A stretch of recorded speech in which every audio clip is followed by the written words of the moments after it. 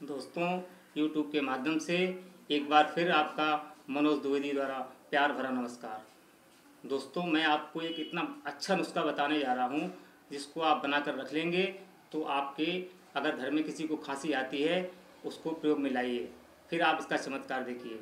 दोस्तों, आपसे मेरा निवेदन है कि मेरे चैनल को अभी तक आपने सब्सक्राइब नहीं किया है तो सब्सक्राइब करने के लिए लाल बटन दबाएं एवं बेल आइकॉन को प्रेस करें, जिससे हमारे नोटिफिकेशन द्वारा नए वीडियो की जानकारी हो सके।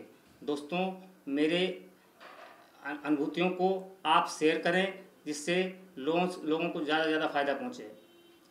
अब दोस्तों, मैं आपको खांसी का सिरप बनाने की विधि बताता हूँ। दोस्तों,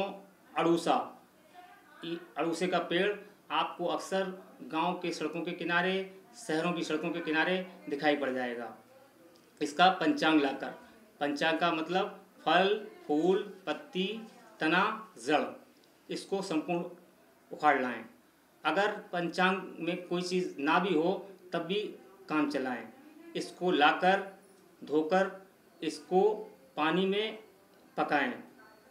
पानी की मात्रा 8 गुनी अधिक होनी चाहिए, यानी कि 1 किलो अगर ये इसका वज़न अड़ूसे का है तो 8 लीटर पानी में पकाएं।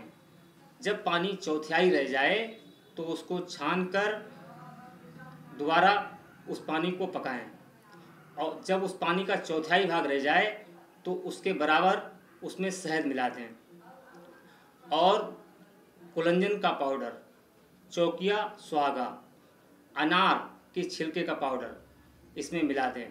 मिश्रित करके 8 दिन बोतल में बंद रहने दें। उसके बाद दोस्तों इसका प्रयोग करें, फिर आप चमत्कार देखें। गर्मियों में इसको सीतोपलाश चूर्ण के साथ लें, सर्दियों में इसको तारिम शाह चूर्ण के साथ लें।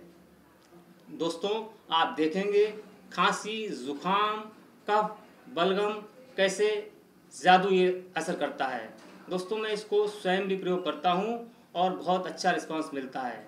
दोस्तों, मेरा आपसे निवेदन है, मेरी बताए हुए उपचारों को आप ज़रूर आजमाइएगा, ज़्यादा से ज़्यादा शेयर करिएगा, जिससे लोगों का पैसे की बचत हो और बीमारियों में शीघ्र फायदा हो। दोस्तों, नमस्कार।